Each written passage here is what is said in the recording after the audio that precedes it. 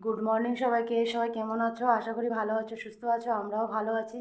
আজকে হলো 26শে জানুয়ারি, শুক্রবার। আজকে হলো রিপাবলিক ডে। তো সবাইকে হ্যাপি রিপাবলিক ডে শুভেচ্ছা রইলো।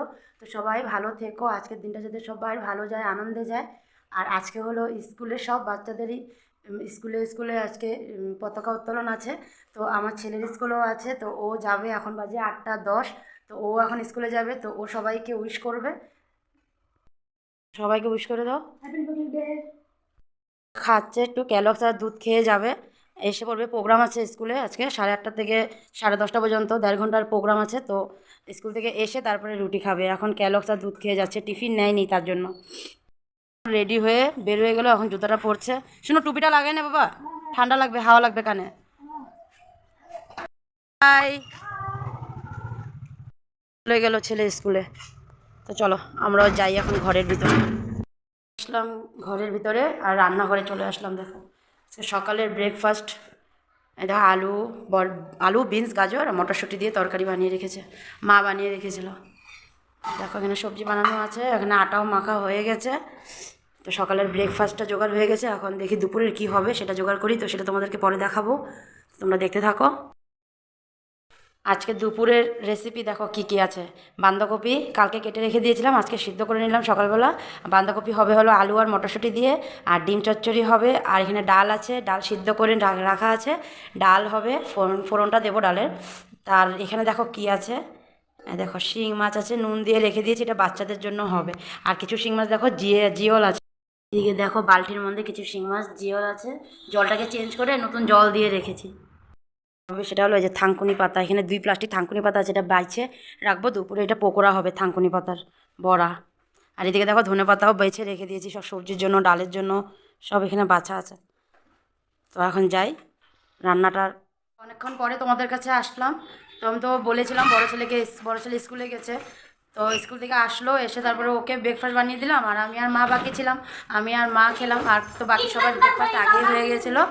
তো খাওয়া দাওয়া ব্রেকফাস্টটা সেরে রান্না করতে চলে গেলাম। তো রান্নাটাও মানে সেরে আসলাম, সে রান্নাটুকু সেরে নিই, তারপরে তোমাদের কাছে আসবো। তো ওই জন্য রান্নাটা সেরে তারপরে আসলাম। তো দেখাবো তোমাদেরকে রান্না করেছি যে। আর এদিকে দেখো আমার বড়ো ছেলে যে, ও আজকে যাবে, সে 3টার সময় ওদের ড্রয়িং কম্পিটিশান আছে। তো ওইখানে যাবে, ও নাম দিয়েছে। তো 3টার সময় যাবে। 3টার আগে বেরোবে না, 3টার আগে বেরোবে। 3টার থেকে আরম্ভ হয়ে যাবে। তো 3টার আগেই যাবে। আর এদিকে দেখো মা কী করছে, দেখো মা কালার করছে দেখো। আর ছোটো নাতিও কালার করছে দেখো, ও করবে কালার, ওই জন্য মা ওকে কালার করে দিচ্ছে। আর দেখো, তো চলো কী কী রান্না কী কী হবে তা তো দেখিয়েছিলাম তোমাদেরকে। তো রান্না যে করে ফেলছি সেটা দেখাবো, চলো। এইদিকে দেখো থানকুনি পাতা মা বেছে রেখে দিয়েছে, দুপুরবেলা গরম গরম বড়া হবে। আর তোমাদেরকে তো বলতেই ভুলে গেছি যে কোথায় হবে আমার বড় ছেলের ড্রয়িং কম্পিটিশন। সেটা হলো শপিং সেন্টার, আমাদের এখানে ক্যান্টেরিয়া আছে, ক্যান্টেরিয়ার ভিতরে হবে। এদিকে দেখো কালার হচ্ছে, দেখো দেখো কালার হচ্ছে। আর না না হো গেয়া বলে, আবার বলে কি হো গেয়া।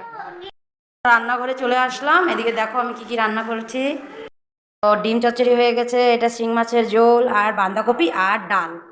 আর এদিকে দেখো জল গরম বসিয়েছি, ছোটো ছেলেকে স্নান করাবো। আর এটাতে মা ডিম ভাপা বসিয়েছে পাপার জন্য। তারপরে ভাতটা করবো, খালি ভাতটা বাকি আছে। ভাতটা একটু দেরি করে করলে তাহলে দুপুরবেলা একটু গরম গরম খাওয়া যায়, ওই জন্য আর কি। ঠান্ডার দিনে একটু গরম ভাত হলে ভালো লাগে, আর গরমের দিনে ভালো লাগে না। তো হয়ে গেল রান্না।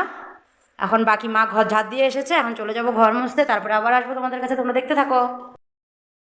তো দেখো আমার ছোট্ট ছেলে স্নান করে রেডি। এখন সবাইকে কি বলবা?